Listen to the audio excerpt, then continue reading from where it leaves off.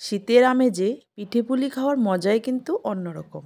আর তার মধ্যে যদি হয় ফুলকো ফুলকো মালপোয়া পিঠে। তো নমস্কার বন্ধুরা, আরডি চ্যানেলে আপনাদের অনেক অনেক স্বাগত। তো কিভাবে আমি এই ফুলকো মালপোয়া পিঠে তৈরি করেছি, তো এই রেসিপিটা আপনাদের সাথে শেয়ার করব। তো পুরোটা ভিডিও স্কিপ না করে দেখবেন, আশা করি আপনাদের অবশ্যই ভালো লাগবে। তো প্রথমে আমি এখানে 4টে বাটি নিয়েছি। তো একটা বাটির মধ্যে প্রথমে দিয়ে দিয়েছি আমি চালের গুঁড়ো।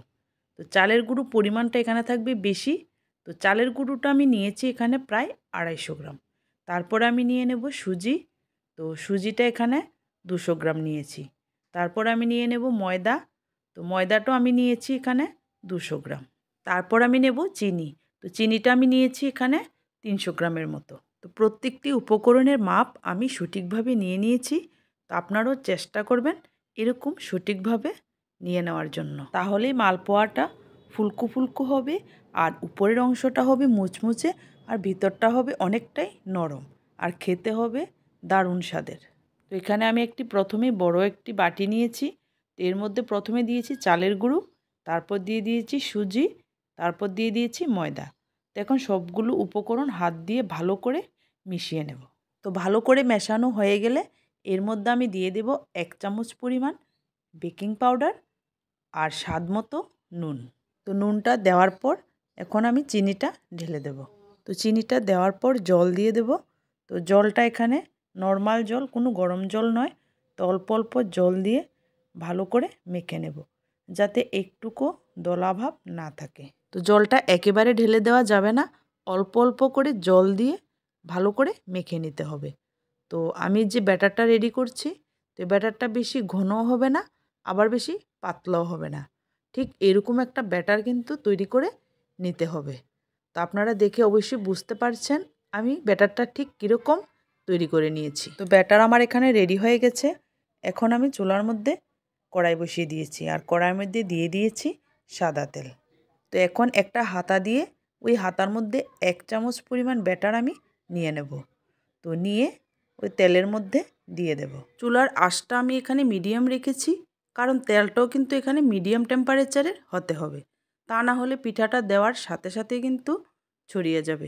তেলটা যদি এখানে বেশি গরম থাকে, তাহলে কিন্তু পিঠেগুলো এভাবে ফুলে তেলের উপর আর ভেসে উঠে আসবে না। অতি অবশ্যই তেলের টেম্পারেচারের উপর লক্ষ্য রাখতে হবে।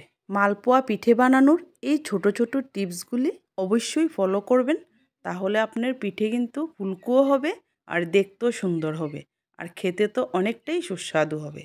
তো আমার একটা পিঠা দেখুন তৈরি হয়ে গেছে। এখন এই পিঠাটাকে নামিয়ে নেব।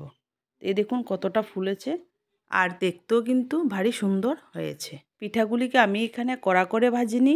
যখন হালকা একটু ব্রাউন কালার চলে এসেছে, তখনই কিন্তু আমি এগুলোকে নামিয়ে নিয়েছি। আমার এই মালপোয়া পিঠের পদ্ধতিগুলো ব্যবহার করে আপনারাও একবার বাড়িতে এভাবে ট্রাই করে খেয়ে দেখবেন। আশা করি আপনাদের অনেক পছন্দ হবে। তারপর আমি একসাথে 3টে পিঠে এভাবে দিয়ে দিয়েছি।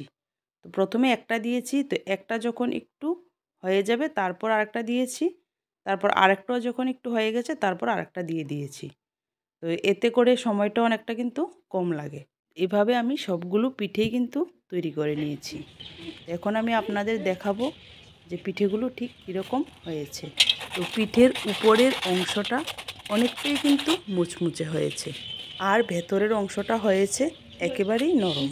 আর এই পিঠেগুলো খেতে এতটাই টেস্টি হয়, আপনার কিন্তু বারবার বানাতে মন চাইবে। তো এইভাবে বানিয়ে নিজে খান এবং পরিবারের সবাইকে খাওয়ান। তো আমার এই মালপোয়া রেসিপিটা যদি আপনাদের কাছে ভালো লেগে থাকে, তাহলে অবশ্যই আমার চ্যানেলটাকে একটা সাবস্ক্রাইব করবেন, লাইক করবেন, শেয়ার করবেন, আর অতি অবশ্যই একটা কমেন্ট করে জানাবেন রেসিপিটা কীরকম হলো। তো আজকের মতো ভিডিওটা এই পর্যন্তই।